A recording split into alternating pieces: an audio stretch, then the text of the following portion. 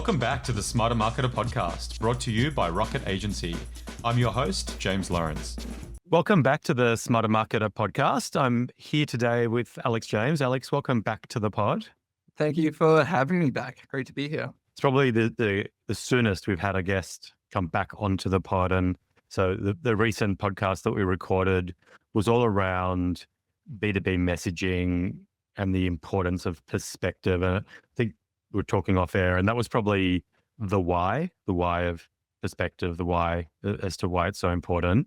And we felt that it'd be good to do a follow-up pod a bit more around the how, I guess, working through, how you work with your clients to develop a B2B messaging perspective that does actually cut through and resonate with the target audience. Yeah, I'm looking forward to diving in and revealing all the secrets. I like it. All of the secrets. I guess before we jump into the real specifics, it still is, in my view, a blind spot for lots of brands. What changes have you seen in the last few years in the B2B space in this area? Yeah, so I think really like positioning, messaging, perspective, you're right. Like it's still totally a blind spot. And I think that's like not anyone's fault. Like it's a blind spot because it hasn't really needed to be a priority until relatively recently. But we're at the stage now where like, it's really just like competition keeps increasing.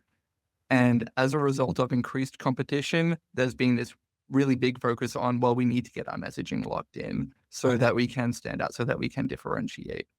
Because, everything in business, everything in life is a response to competition. Like, if your wife keeps talking about her funny coworker, Jeremy, suddenly you're bringing your A game to dinner that night, right? Like you're not being romantic. You're responding to competition. Like this is how everything works. I didn't think we were going to be kicking off the pod with Jeremy's wisecracks, making me feel jealous. I hate Jeremy's. But like, and this is real. Like we can really look at it in a real number. It's more than a vibe, right? There's like numbers to back it up. So actually, can I pop quiz for you, James? Yeah. How many digital agencies were there in Australia in 2015? I suspect you know the answer, and I don't. Our office is in Surrey Hills in Sydney, and I reckon there's probably about 1,000 digital agencies in Surrey Hills alone. I don't know. Would there be 5,000? In 2015, there were 2,100. Okay. In 2025? I'm going to say at least a doubling. I'll go 4,500. 8,300. Woof, that's a lot. Quadruple. And if we look at like ad spend, digital ad spend in Australia, in 2015, it was about 6 billion.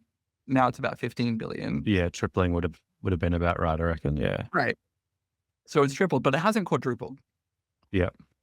And that tells us that like there is more supply than there is demand. Yeah. For more sellers than there are buyers. And this is a huge issue, right? There's not just like more players in the field. There's less money, there's less contracts, there's less clients to go around. And I think you see that across all professional services. I think the barrier to entry is lower. I think COVID, side hustle culture, there is this, I'm going to do it myself. I'm going to set myself up as a consultancy, as a sole trader. You see it in the law, you see it in accounting. I think you kind of just see this fragmentation of professional services across all areas.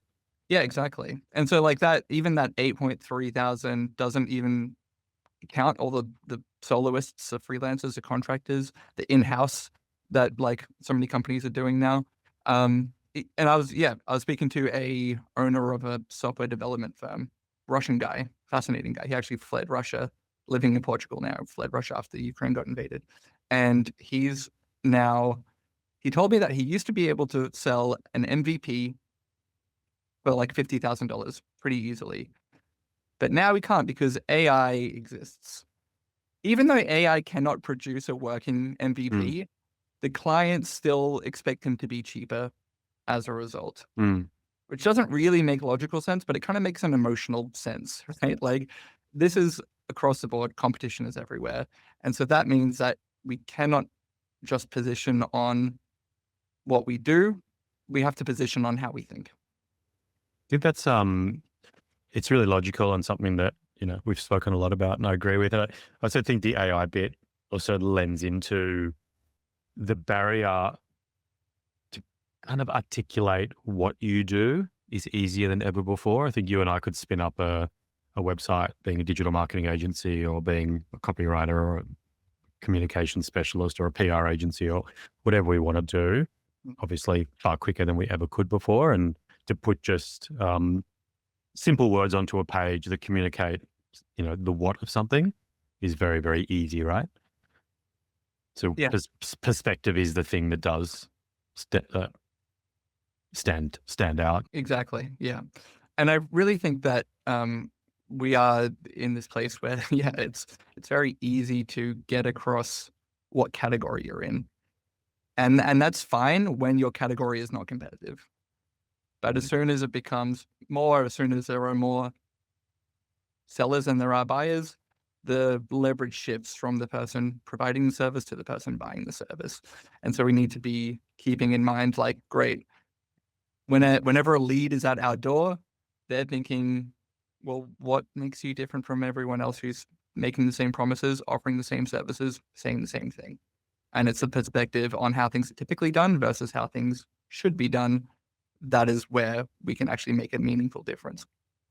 And so how do you advocate that in-house marketers or business owners or people working in professional services firm, how do you go out there and actually do this? How do you go out there and put together not just a messaging framework that articulates what you do, but something that goes a little bit deeper and actually starts to talk about perspective and areas that will actually cut through?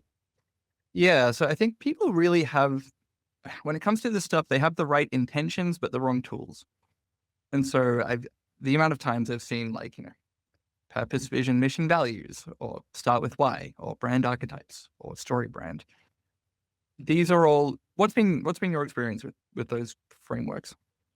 I mean, the hard thing about marketing is that, I mean, Darren Woolley makes the point that marketing, you don't have to be accredited to be a marketer. And as such, we all come at things differently. If you're a doctor, if you're an accountant, an engineer, there's a professional body, you need to be certified to practice. And as such, there's a whole bunch of things that are common across all practitioners in the space. And as marketers, we don't have that, right? So I think it is really challenging. Everyone has their own perspective. Some marketers will be very, very rigid with things. Some won't. And if you asked 100 marketers, or if I've seen into 100 marketing environments, mission and vision are probably things that exist in probably 90% of businesses. Personas, I mean, I think you and I first met talking about the Smarter Marketer book. And I think in that book, we made the point that less than half the businesses we deal with would actually have personas kind of codified and kept up to date. I suspect that's probably still true. We ran Story Brand for a while for a lot of our clients, probably have moved away a little bit from that. So it does jump around, right? I think I dare say that if you had 100 businesses, you'd probably have at least 90 different ways of approaching planning and strategy and communications and tone of voice and style guide and positioning and all those types of things. Totally. And I think what we see is a lot of frameworks that are kind of applied to every business in a broad way, not really taking into account, like, well, does this business actually need a tone of voice or not? And a bunch of things like that. And, when it comes to, like, purpose, vision, mission, values, I feel like, and it start with why, I think we can acknowledge that this really, really caught on. It captured the imagination of executives everywhere because it kind of sold them the promise that you can differentiate without having to change anything. Like, people will buy based on your vibe and your values, not based on, like, your products and services, which is, like, a really seductive promise, but doesn't really bear out in the world. I think we now have like 15 years of data that says, like, this didn't really work, right? And when it comes to story brand, that's It's actually the closest one, I think. I mean, I have used and believed in all of these and tried to make work all of these frameworks. Hmm. Just kind of end up navel gazing on the soul of your brand rather than anything that you can turn into marketing material that actually works. But StoryBrand, the problem with StoryBrand is that it doesn't take into account the larger competitive landscape. It's like if you're a dentist, sell the benefits of going to a dentist. Doesn't really acknowledge that there are 43 other dentists Hmm. in your catchment area all saying the same thing, right? All making the same benefits, solving the same problems. So what we need to think about is really not like one big master framework, but a series of small ones that you can kind of combine together. And I think we need to, the way I like to break it down is into really three parts where we, number one, want to think about offer clarity, number two, value articulation, and number three, perspective. So offer clarity is like exactly what it says on the tin. It's we need to get clear on what it is we actually want to sell. And for certain businesses, it's like either a specific kind of signature methodology that we use, or what I like to help my clients with a lot is building like a foot in the door offer. Like a client of mine recently, they were trying to sell a $400,000 big all singing, all dancing thing, diagnostic, strategy, execution, change management. And I said, how about we just take that diagnostic, the first step, put its own price tag on it, sell it for 5K, 10K, get them an easy in. You now have an easy in. You can show your value. And then what do you know? People who have bought from you before are more likely to buy from you again. And then you can sell out. It's an offer clarity isn't entire service offering. It's the offer, as in the offer that you're taking out to market. It's your Yeah. market offer. Exactly. Yeah. Exactly. Yeah. And so the thing that you want to become, the thing that you want to sell first. Yeah. Essentially. And then once you're in the door, well, you don't need to like sell as hard, right? Once you have an established client relationship, then you can just be like, cool, here's what we would suggest next. Yeah. So then you want to think about your value articulation. And so this is like the words that you use to convey the value of that offer itself, right? And so we don't want to say like, we help with AI and automation, or, even we help you save time with AI and automation. We want to say like, we use AI to reduce your client onboarding time by 75%. Great. We have an offer and we've got the value articulation of that offer. Yep. So the specific value that it potentially drives for the prospect. Exactly. And we do want to think about it in that order. Like we want to think about our offer clarity first, but let's not try and like get exact words on it. We just want to kind of get down what the offer is, and then we can try and put some good words on it so that people can see the value in it. Then we want to think about perspective after that. It's kind of like mind, body, spirit, like offer clarity, value articulation, perspective. And that is your take on how things are typically done versus how things should be done. Yep. And so for like an SEO business, it would be like, if they had no perspective, they would just say, we do SEO for local businesses. If they had like a weak perspective, it would be SEO is important for local businesses. But a strong one would be acknowledging how things are typically done and how they should be done. So it's like, you shouldn't have to wait 3 months to know if your local SEO strategy is working. We give you indicative data in 3 weeks.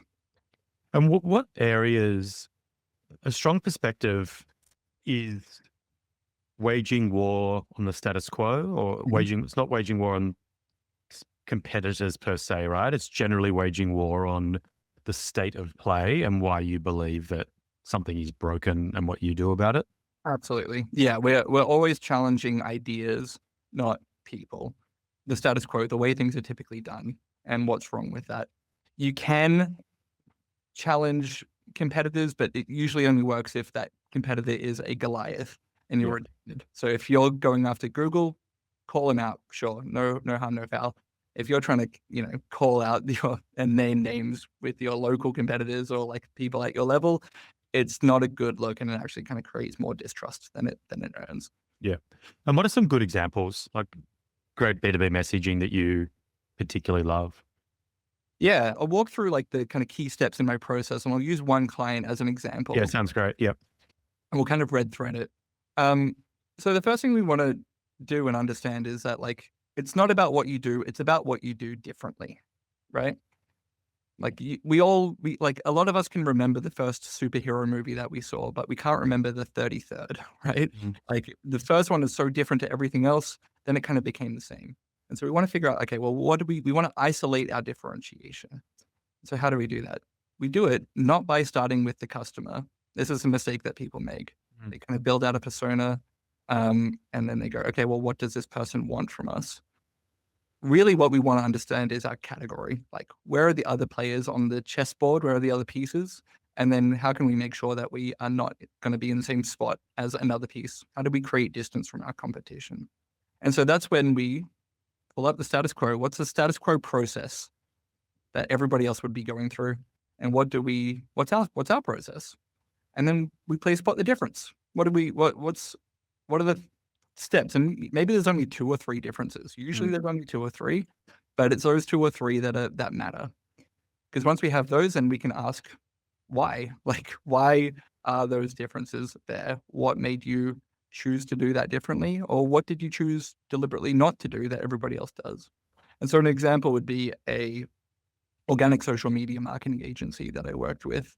They're in California.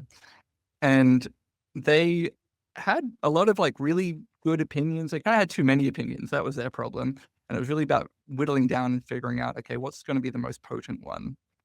And the way to figure out the most potent one is to tie it not to just what they kind of wake up thinking about or what they want to write a post about. It's about what is reflected in the actual offer that they're delivering. And so this organic social media marketing agency, what most of their competitors would do, the status quo, is they would go in, they would work with like a junior marketer inside the client team, and they'd build out a content calendar, and then they'd just start executing on that. Yep. And this didn't quite work because really it like the social media presence that you have is it's a reflection of the entire business's strategy. And so if we're just doing like little nice like day in the life or like throwback Thursday or whatever, like these little kind of nothing posts, they actually start tanking the business's presence on that platform. Because even if you go viral, you kind of attract the wrong people. You attract a big, empty, hollow audience, and then they don't engage with your actual business posts. And that means that the algorithm starts to deprioritize you. Yep. And so now you've shot yourself in the foot and you've kind of killed this whole channel for you because you were chasing virality. And that's really what they noticed, is that every other competitor was just trying to make their clients go viral and get these big, impressive looking follower counts. They wanted to go small. The co-founder said, everyone who follows you on social media should be someone who could buy from you one day. Like they should be a potential customer, not a random scroller. Yeah, it's logical. Right? And so in their process, they don't just build out a content calendar. They sit down with the executive team of their client and they go, great, let's actually get clear on what the business strategy is so that we can make the social media content match that and align that and help push that forward. Great. Then we want to understand, okay, if we ask why for all of these different steps in the process, let's pull all of these perspectives together and then let's actually put them in a bit of a hierarchy. Like what's most important, what's most potent, what's going to really cut through, what gets you fired up, right? I kind of always think about it's not point of view, it's pissed off view. Like what's frustrating you? That's the stuff that will actually give you the conviction to keep spreading the gospel. And so really all categories, all perspectives fall into one of 3 categories. You've got principle first perspective, kind of like the mindset. You've got process first perspective, which is like the order of operations, the protocol that they need to follow. And then you've got the practice first perspective, which is like kind of the one key action that they need to take. And so once you have all of your opinions and all of your points of view and all of your perspectives, you can kind of start to categorize them in a really clean way. And then you can start to get a sense of like, okay, where is the strength? Where's like the fire radiating from here? And so for them, it was a principle first perspective of like, you want to build a small, dense, high intent audience. That's where the power of social media really comes in. Which is also quite contrarian, right? It's not typical to go out and say, we're actually going to generate you a smaller audience than what one of our competitors would. Right. Exactly. Exactly. But it's exactly what differentiated them. Mm, And you can build a strong argument around it. The clients get it. They're like, oh, this makes so much more sense. And thank you. You've saved us a whole lot of trouble. mm, And so speaking of contrarian, that's the next thing we want to find is like, well, we have our perspective. What's the opposite of it? What's like the opposing force? And so for, you want to build a high intent, but kind of small, dense audience versus a large, hollow, empty one that doesn't engage, won't click, and will kill the algorithm. And so when you pull that together, you now have the headline that we landed on for their website, which was "Don't count your followers, make your followers count." mm. It's great. That's leading with the perspective. And by going through this process, it always kind of freaks me out how quickly the right answer kind of comes to the surface when you just ask the right questions and go through the right steps. Mm. And so, that's such a, you can't get to that point unless you're really up at the level of business strategy, right? Like that's not a position you're going to get to if you're just sitting, I would have thought, together in the marketing team, right? That's kind of cross departments in your business. It's bringing in sales, it's bringing in product, it's bringing in leadership, depending on what sort of business you're in, right? Product's probably not a good example in professional services, but it's definitely running across the business. Yeah. And I think this is the mistake that I see a lot of marketers make, which is that they kind of will go away and independently create the new messaging, the new positioning, the new perspective, and then try and pitch it to the executive team.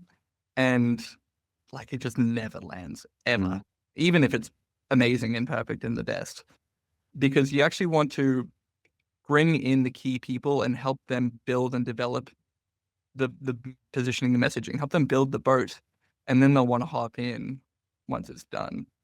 Otherwise, you're just kind of selling at them and like, what, you mm. expect me to adopt this thing, your little arts and craft project? No. Get them involved in the process of building it, and then the whole team owns it. That's great. Are you finding that it's definitely an agency world, but also in wider professional services, right? I think you see it in the law, you see it in accounting. There has been this big movement towards specialization over the last 10, 15 years. Do you feel that that there's almost a path now where being full service is a specialization if your perspective itself is on point? Yeah, I think it can be. I think it can be. I do think that you just need to make sure that perspective really, really hits. Mm, And that it kind of is more powerful than any kind of niching specialization would be. It has to be, you have to be bringing something truly, truly, truly unique and innovative to the table, something that they can't get elsewhere, that they can only get from you.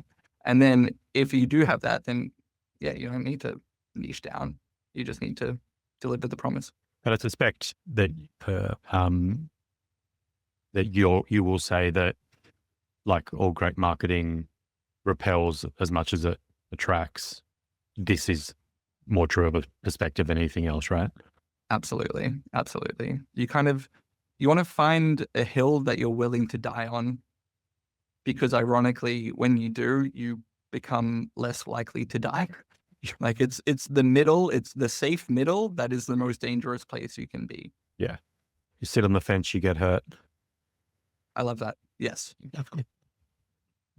So I mean, what practical advice? I mean, there's already lots of practical advice in there, but advice to market. I think you put the point around having the non-marketing leaders help build the boat is a great one. And there's definitely in that step-by-step framework, very clear, practical steps that marketers can take. But other advice to help marketing teams, in-house marketers develop a strong perspective in terms of messaging? Yeah, I think it really comes down to, it comes back to what I said before. It's like figure out what are you frustrated about? What are you pissed off about? Because like, yes, your perspective is your product, but your conviction is the conduit. This is also why it's hard to kind of embrace somebody else's gospel and preach it, Like it kind of has to be your own, it has to be the whole team's. Everyone has to be aligned Mm. and kind of singing from the same songbook, saying the same thing over and over again, because that's the only thing that will actually make it cut through. Even if your perspective is like a beautiful, pithy statement of truth, it doesn't really hit until people have heard it multiple times. It's like a song on the radio. You hear it one time and you're like, this is kind of annoying. By the 30th time you're singing along, right? Like your perspective is your lens through which you make business decisions. It's also your amplifier that brings attention to you. It's like the megaphone and the,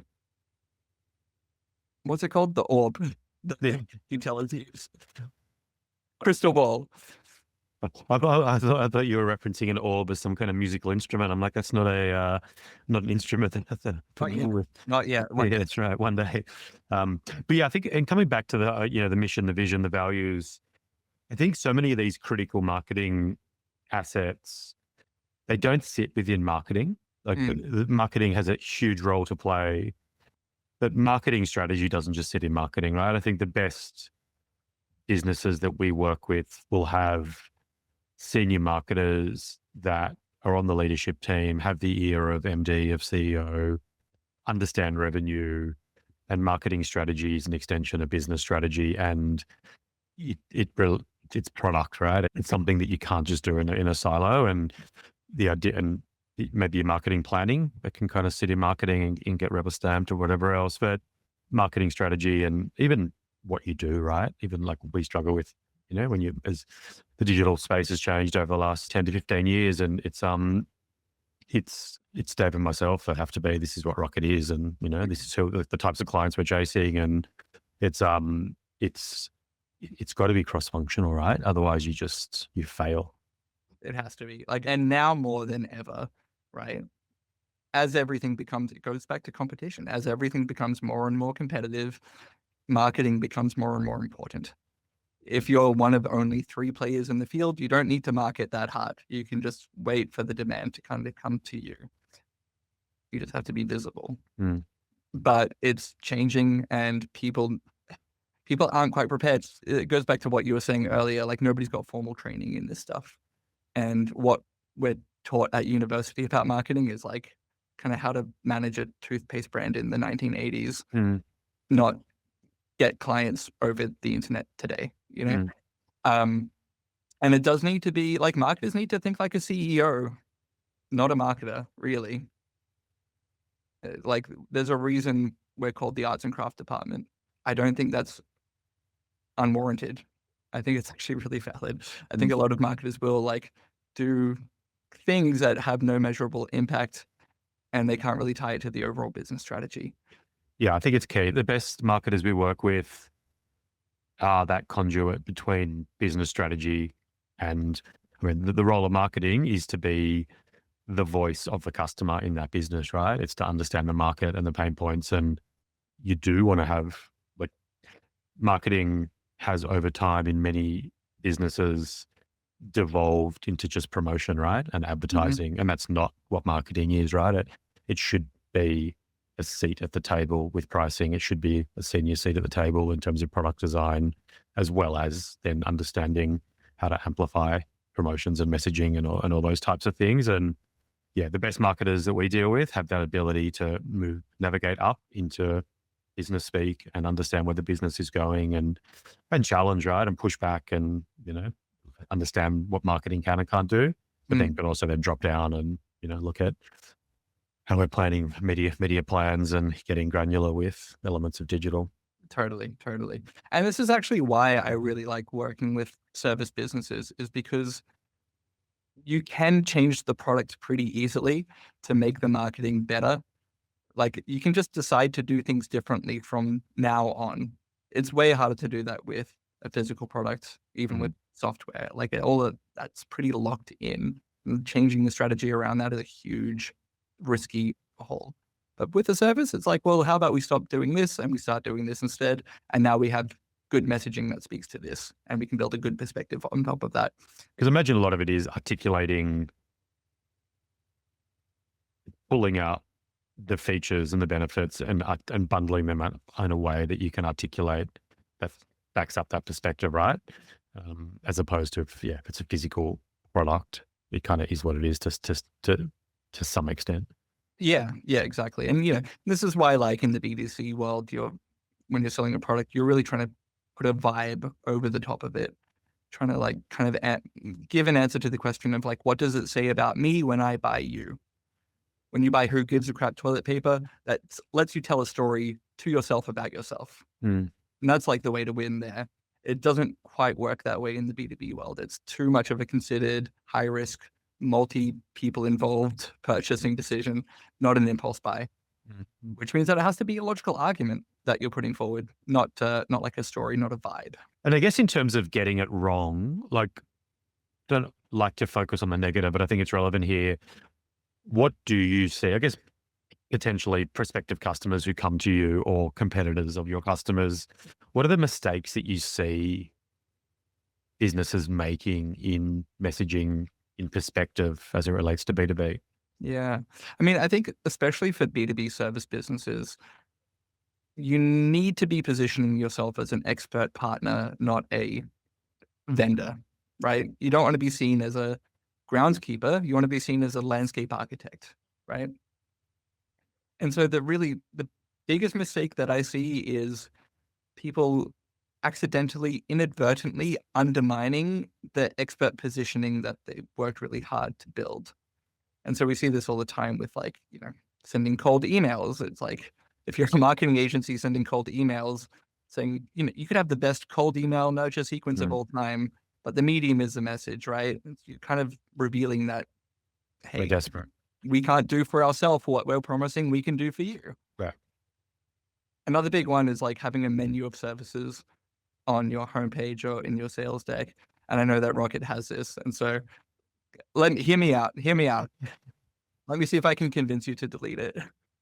Actually, maybe it might work for you because you've got a really good SEO funnel. But for a lot of businesses, having the menu of services on your website, it kind of says, hey, you should already know what it is you need from us.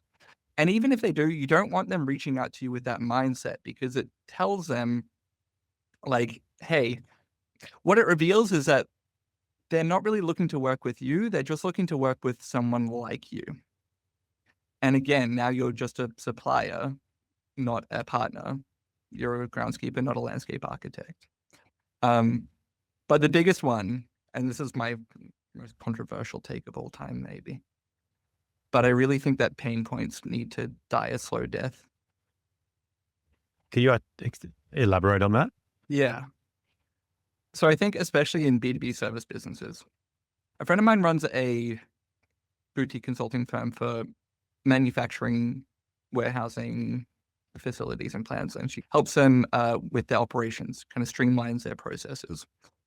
And her clients kind of fall into one of two buckets. You've got like the chaotic and the composed. And so the chaotic ones are like leaking money all the time, everything's a mess, the work culture is toxic. The composed ones, they don't really need her help as much though, but they value her help more.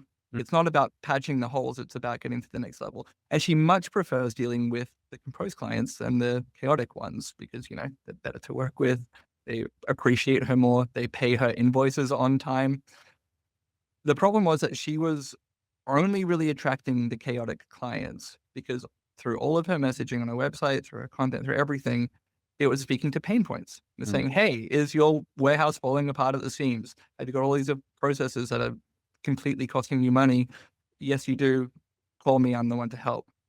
But when she changed it away from putting out the fires for the chaotic clients and more about talking to the aspirations of the composed ones, suddenly she was able to get the clients that she wanted to work with, do better work for them, charge more, and actually work with fewer clients, but get better results. And so this is why I think like talking to pain points is not always the right move because you have to be thinking about the quality of client that you're getting through. And if you're working in a B2B service business, the quality of client that you get through kind of determines the success of the business, right? Yeah, it does. I think we, for sure. I think from a Rocket perspective, and either friends that have agencies or professional services firms or clients we've worked with, client selection is the number one thing when it comes to services, right?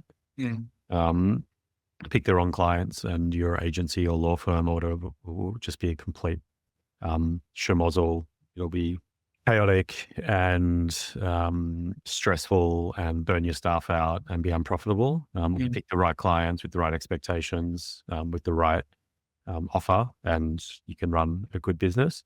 I think it's an interesting one. Yeah, I think coming back to the list of services, it is an interesting one, and I think you kind of touched on it. I think word of mouth is our number one source of leads, and then I think it's probably fairly evenly split between the thought leadership type work that we do, this podcast. We've got quite a large database that we nurture with good quality content. And then, yeah, like we've been around for a long time, we do put a reasonable amount of effort into SEO and Google Ads. Sorry, SEO, we do very little Google Ads anymore, but we used to. And it's a hard, right? Because I think a large part of our industry is driven by people who identify a need, which is I need SEO or I need social media advertising. And often when they then reach out to us, we'll identify pretty quickly it's actually not what they need, depending on the type of business they have, who their audience is, and where their life cycle is. So like, I don't disagree, but I think for us, it would chop off a reasonable amount of lead flow. And we're lucky that we receive more inquiries each month than we can service. So we're very judicious with the type of client we bring on board, and we will always, in a polite way, we'll always challenge every prospect that reaches out to us. We always take a step back. It's like, well, you're saying you want X, Y, Z, or if we get an RFP or a tender, we'll always challenge it if we think, that the potential path is the wrong one. And often you end up with a mix of those services. And I take your point though. I think a true expert takes a step back, diagnoses before putting a solution forward. And I think if you're meant to be if you're an expert law firm in a particular area, or if you're a digital agency, the idea that someone who's a layperson who reaches out and says, I need SEO, and then you sell them SEO, and then 6 months later, it's not working. It's like, well, whose fault's that? Yeah. You're not doing the right thing, right? Yeah. But that's the key point. I think it's challenging. Like they're kind of coming in pre-diagnosed Yeah. and kind of malpractice to be like, well, yeah, here is the medicine that you asked for. Yeah, massively. I don't know. Yeah. Right. So yeah, I think it really is key to, you got to understand that not everybody who has a cough knows they have a cold, right? They understand the symptoms. They don't understand the disease. That's your job. Yeah. And as long as that conversation is happening, then everything's above board. Yeah. Yeah. It's an interesting one. But yeah, I couldn't agree more with client selection is so valuable, right? And I think often it takes professional service firm owners time to realize that. And often you've got to realize by making mistakes, and kind of over time you find these are the types of clients that I love to work with and that I can really help and build a profitable business out of. Yeah. But it's a more long-term play. And I think this is why pain points are so ubiquitous and so like advised, because it does bring in leads sooner. But are they the right leads? Are they going to help you build a sustainable business? Would you be better off doing a longer term play and making sure that you're optimizing for quality, not quantity? Yeah. And I think for sure, across all of professional services, before someone speaks to you, if you have over time established credibility and authority and expertise and the ability to solve a problem that the prospect has versus just being another vendor in a list of 5, your chances of landing the work is higher. Your chances of landing it at a price premium with a good scope are all there. So, would I rather speak to a prospect that has listened to the pod for the last 3 years, or someone who's gone to Google and found Rocket amongst 10 other digital agencies, right? Right. Exactly. Every day of the week. Let's presume that you've nailed your perspective. Advice then on having that show up across your assets and across your volumes of work. Yeah. So I think the big kind of misperception around a perspective is that it's kind of just like a tagline, right? No, this is what we had. This is like, maybe it's like headline of our website. It's really not. It's like the vector through which the business strategy decisions get made. It's not a slogan on the side of the train, it's the engine. And so, even with that social media marketing agency that I worked with, who adopted this perspective and then just took off after that, it informed who they hired. It informed who they chose to work with. It informed like everything in terms of how they delivered, how they marketed. It like every corner of the business is impacted by this perspective. And so I think we need to remember, like, you don't just you don't just spout it, you make your whole business about it. Yeah. Yeah, totally. And because I do believe in values, and the values are the same, right? Values, if they're just words on a website, words printed onto the back of the door when people leave the office, but they've come from the people and culture division, and no one else lives and breathes them, and the MD walks over the top of them, and Yeah. sales team tramples all over them. They're not values, right? And they're not real. But if the values actually do dictate hiring and firing and Yeah. which clients you bring on board and all those types of things, then they can be one of the most powerful things that a business has, right? Absolutely. And because like the perspective is tied to like the literal offer, the thing that is being delivered to the client, it's not even something that you have to like force people to believe in, or like it's already there. It's already in the DNA. You're just kind of making the impact of it broaden out to the entire business Yeah. and getting really clear on that. Yeah. It's like any promise, isn't it? Any marketing promise, if it's real, it's kind of easy to follow through on. But if the words are easy, right? Anyone can write the words on a paper, but if you can't follow through, it's going to have no impact. Exactly. And this is actually something that I am have been doing more and more. I've been doing more and more change management with my clients, because I used to just be like, hey, cool, here are the words that we all landed on. Best of luck. Mm. But in order to have the impact, like, especially with the larger firms, I'm working with like, a 50-person firm right now and do some very complicated work. We kind of need to get everybody enrolled and on board with this in order for it to actually have the impact that we want. Otherwise, it just ends up as a nice PDF file. Yeah, couldn't agree with you more, Alex. As you know, we finish every episode with what's the one piece of advice you'd give to an in-house marketer. You've answered this question very recently, so I think we should try to steer it into this space specifically. So I think as it relates to building and rolling out B2B perspective, a B2B messaging perspective, what's that one critical bit of advice that you'd give? I think it's about like, once you have your perspective, you have to be consistent with it. If you're not sick of your own perspective, then you haven't said it enough. And so just keep at the grindstone. And it's not about doing a lot some of the time. It's about doing a little bit all of the time. That's great. Great advice. Alex, thanks a lot for coming back onto the pod. Thank you so much for having me. This was a blast.